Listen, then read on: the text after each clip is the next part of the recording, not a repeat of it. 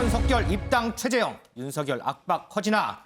자, 야권의 유력한 대권 주자들이죠. 윤석열 전 총장 그리고 최재형 전 감사원장 오늘 오전에 나란히 여러 인사들을 만나서 면담 일정을 이어갔습니다. 두 사람 누굴 만나서 어떤 얘기를 했는지 먼저 하이라이트 영상으로 먼저 보겠습니다. 네, 우리 사진 먹고 찾아뵙고 좀 가르침도 받고 해야 되는데 많이 늦었습니다. 공정 그리고 법적 질서를 지키기 위해서 많이 노력을 하시기 위해서 치아를 드리고 노력한다. 감사합니다. 신인사 대천명하는 이런 자세로 열심히 하시면은 유종의 미를 거두지 않을까 이렇게 생각하고 명심하겠습니다. 예.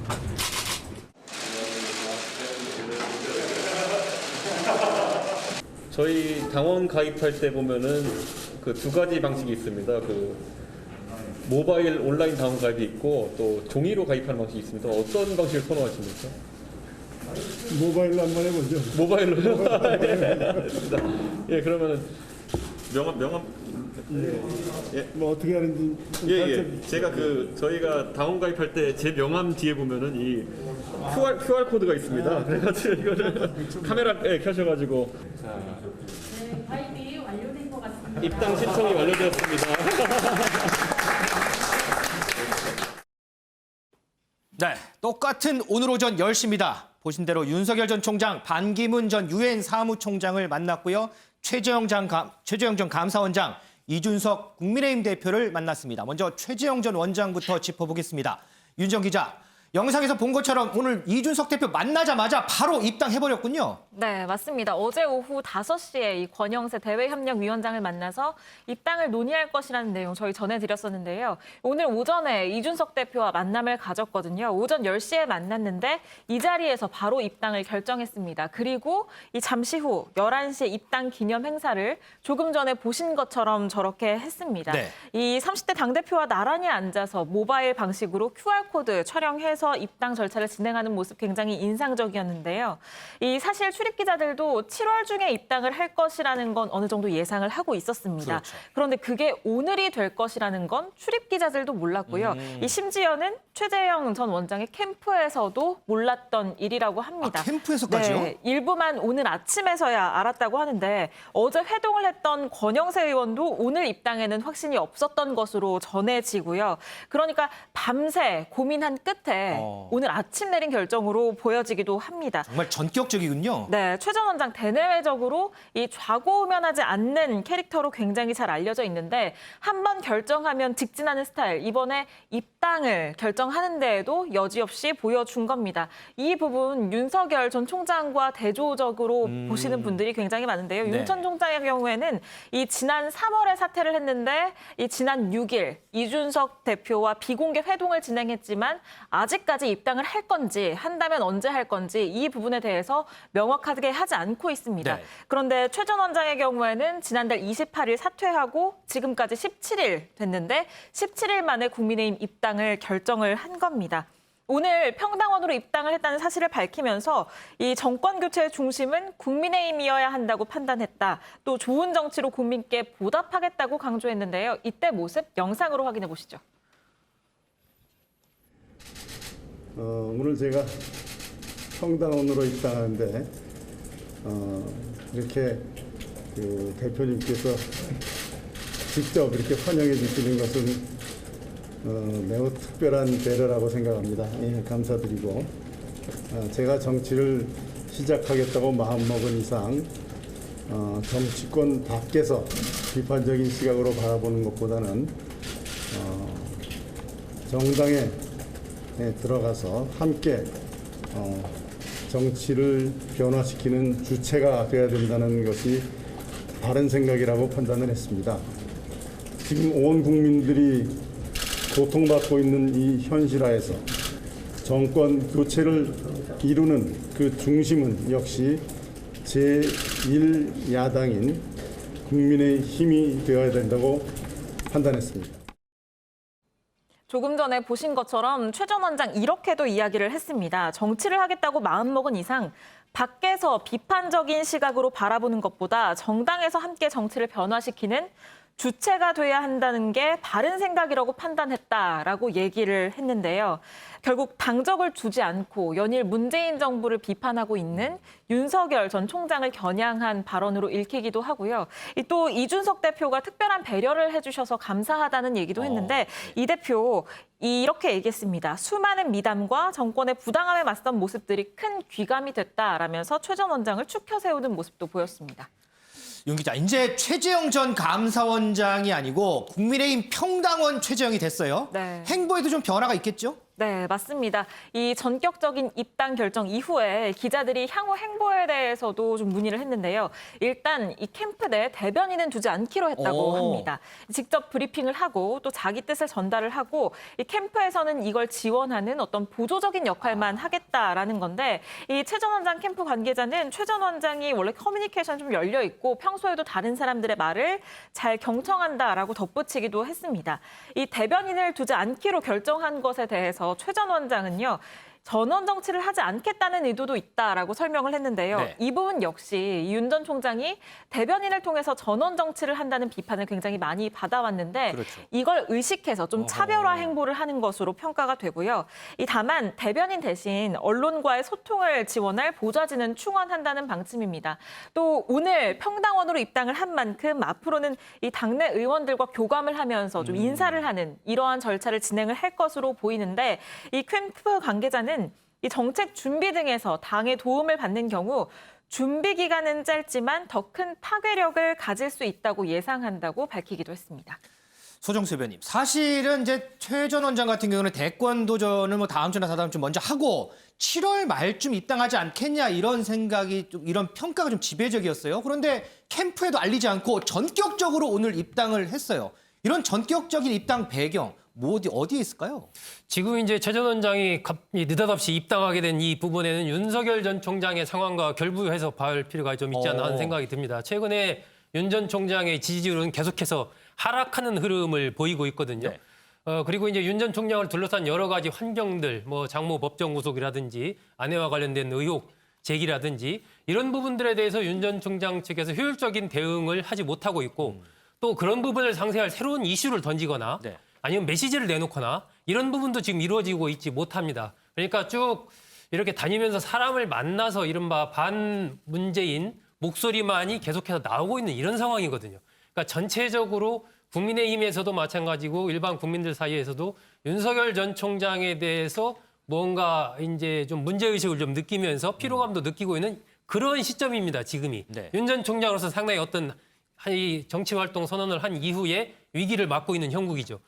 최재형 전 원장으로서는 이 시간을 끌면서 뭐 7월 말쯤에 해도 문제가 없을 텐데 지금 상황을 보니까 이러한 상황에 어차피 들어갈 거면 상황도 이러이러하고 그렇다면은 빠른 어떤 결정을 통해서 국민의힘에 입당하는 그런 모습을 보여줌으로써 어떤 자신의 결단력 같은 것들도 보여주고 전체적인 야권의 상황 속에서 윤 전 총장과 대비되는 행보를 본격화하는 것이 향후의 정치 행보를 하는데도 좀 유리하다 이런 판단을 한 것이 아닌가 그렇게 좀 보여집니다. 그렇기 때문에 이른바 뭐 아까 대변인 부분과 관련해서 전원 정치 얘기라든지 이런 등등의 얘기를 한 것은 다분히 윤 전 총장을 의식한 그런 행보로 보이고 앞으로도 상당히 이 최 전 원장 측은 좀 빠르게 여러 가지 행보를 좀 가져갈 가능성이 크지 않나.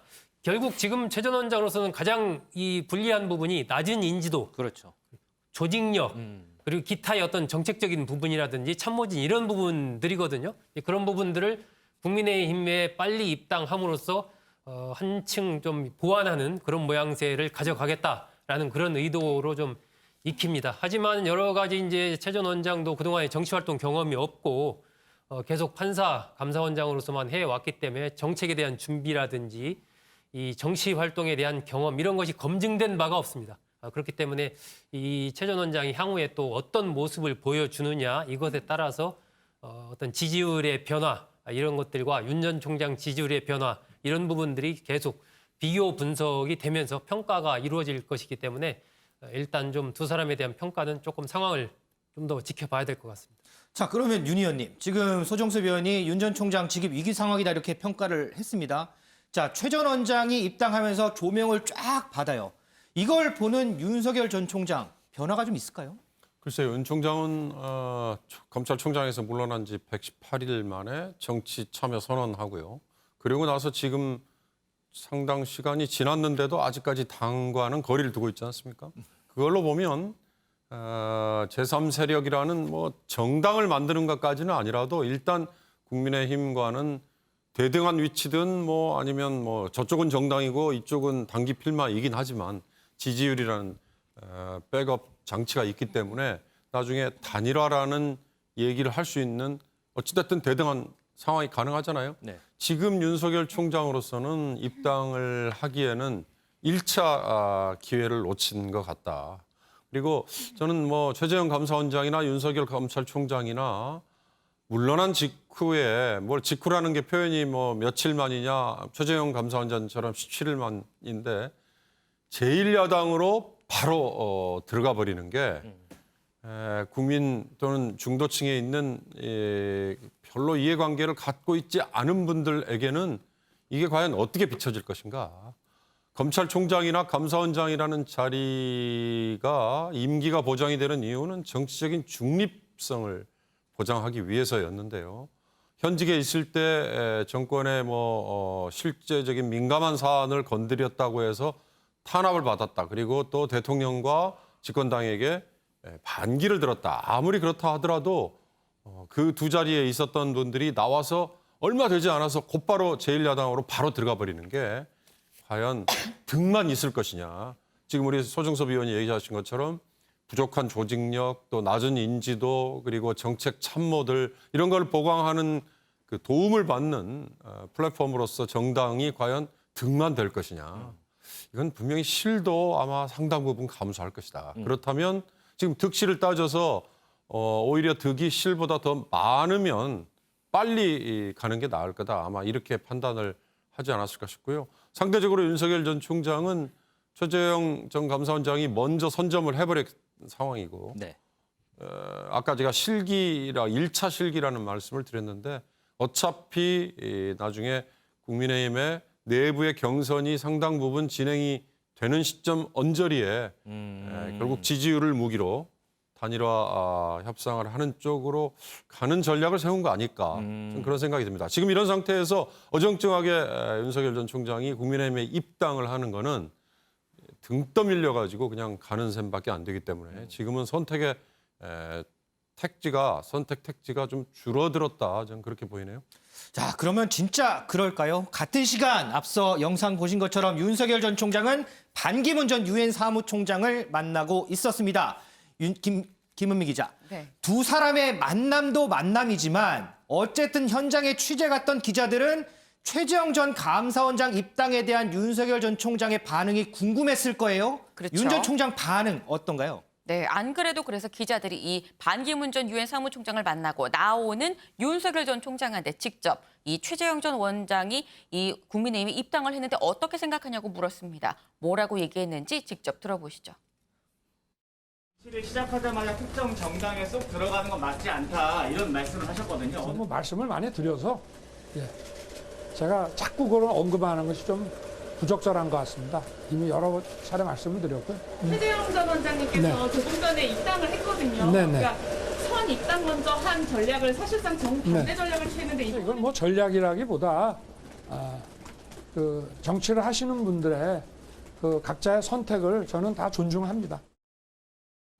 네, 지금 보시면 굉장히 좀 말을 아끼면서 조심스러워하는 그런 모습을 볼 수 있습니다. 네. 이 기자들이 윤 전 총장이 앞서서 했었던 말, 이 정치를 시작하자마자 특정 정당에 쑥 들어가는 건 맞지 않다라고 했었던 본인 발언을 얘기를 하면서 최재형 전 감사원장 국민의힘 입당 어떻게 생각하는지라고 물었더니 들으신 것처럼 자꾸 언급하는 건 좀 부적절하다라면서 발언 자체를 아예 삼가하는 그런 모습입니다. 하지만 기자들 거듭해서 지금 물어보죠.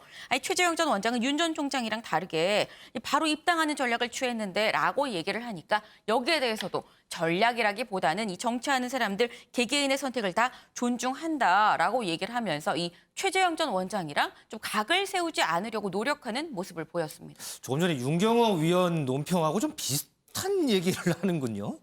자, 그러면 돌아와서 사실은 김은미 기자, 네. 윤 전 총장하고 반기문 전 사무총장하고 만남도 상당히 관심이었어요. 그렇죠. 두 사람 만나서 오늘 무슨 얘기했을까요? 사실 이 두 사람의 만남이 관심이었었던 이유, 반기문 전 유엔 사무총장이 지난 대선 때 무소속으로 이 대선에 출마를 했었던 인물이기 때문입니다.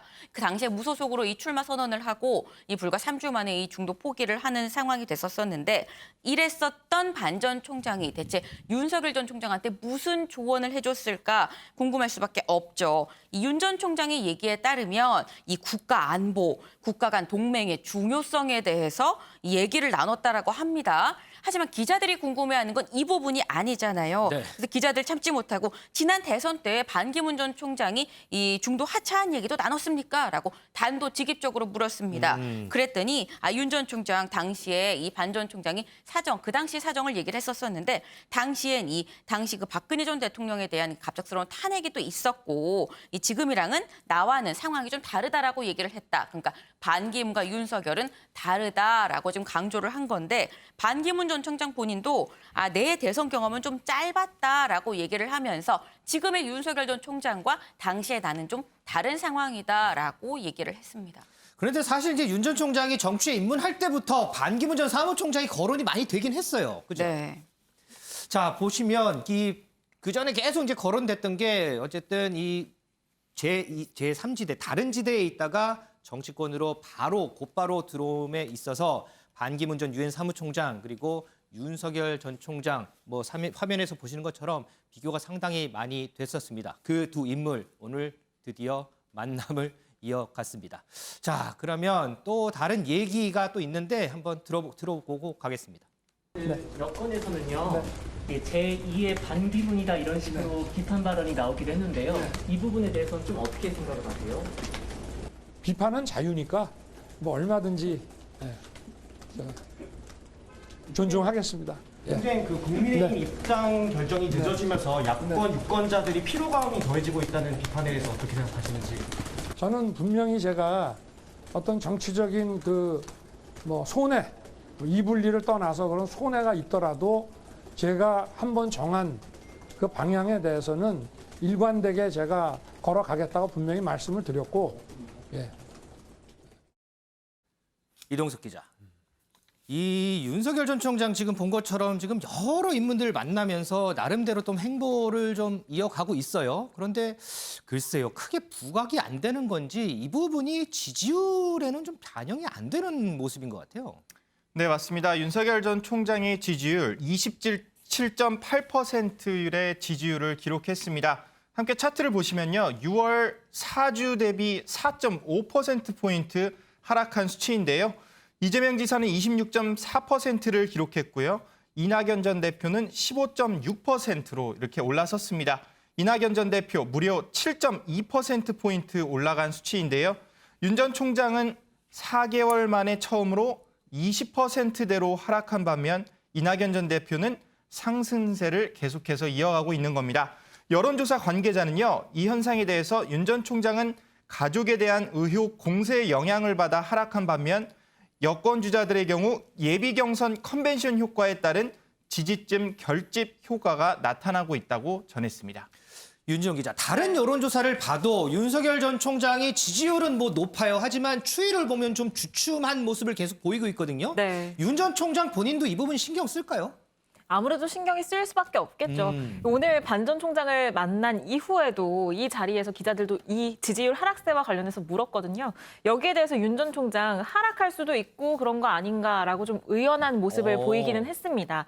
어제도 한 언론과의 인터뷰에서 같은 질문을 받았는데 어제는 지지율은 그렇게 크게 신경 쓰지 않는다라고 밝혔습니다.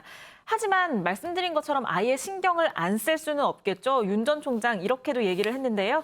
이 큰 추세는 관심을 갖고 국민 여론을 살펴야 될 것 같다. 일단 오늘 최재형 전 원장이 입당을 했기 때문에 향후의 지지율 추이에도 변화가 더 있을 것 같은데요. 네. 이 부분은 향후에 좀 더 지켜봐야 할 것 같습니다.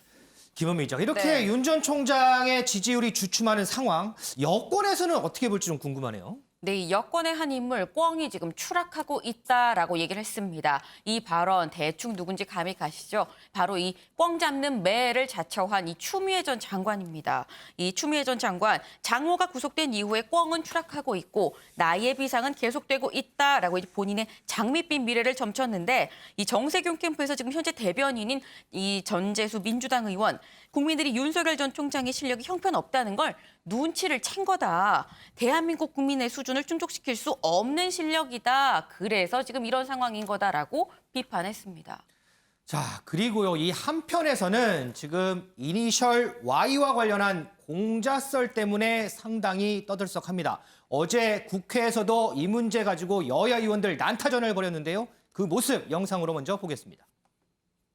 윤석열 대변인 업자로부터 골프채 받은 정황 포착, 수산업자 A씨로부터 구체적으로 특정이 됩니다. 이것은 피의 사실이 공표되지 않고서는 있을 수 없는 일입니다. 그런 입장 속에서 자기 조사를 마치고 난 뒤에 누군지 특정하지도 않고 여권, 정권의 사람 이런 단어를 사용하면서 이 던지기식, 이 참 전형적인 물타기식 참 수법 아닌가 하는 생각이 들고요. 이동훈 전 논설위원의 이 행동이 오히려 그 공작이다. 경찰은 경찰대로 이 오명을 벗어야 됩니다. 제가 경찰청장 같으면 나와서 정확하게 밝히겠어요. 왜 경찰청장이 나올 수 없단 말입니까? 본인의 주장이 정치 공작입니다. 요즘에 어떤 세상입니까? 경찰 사건을 정부의 여권 인사가 덮을 수 있는 사회입니까? 이동석 기자, 이 이니셜 Y의 당사자로 추정이 되는 윤석열 전 총장, 이 공작설에 힘을 싣는 모습이더라고요. 네, 맞습니다. 윤석열 전 총장 어제 한 언론과 인터뷰에서요. 이동훈 전 대변인은 없는 말을 지어내서 할 사람이 아니다. 이러면서 전 대변인 엄호에 나섰습니다. 그러면서 윤 전 총장은 수사를 악용해 이럴 일이 있었다는 것에 대해 놀라움을 감추지 못했는데요. 특히 윤 전 총장은 이동훈 전 대변인의 명예를 걸고 얘기를 한 것이라면서요.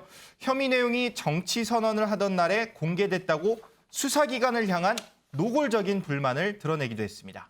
소 의원님, 어떻게 보세요? 검찰 출신의 윤석열 전 총장이 이 전 대변인이 얘기했던 이 공작설에 힘을 실는다. 이거 어떻게 봐야 될까요? 저는 좀 윤 전 총장 캠프의 메시지 관리가 제대로 안 되고 있는 것 아닌가 하는 생각을 갖습니다.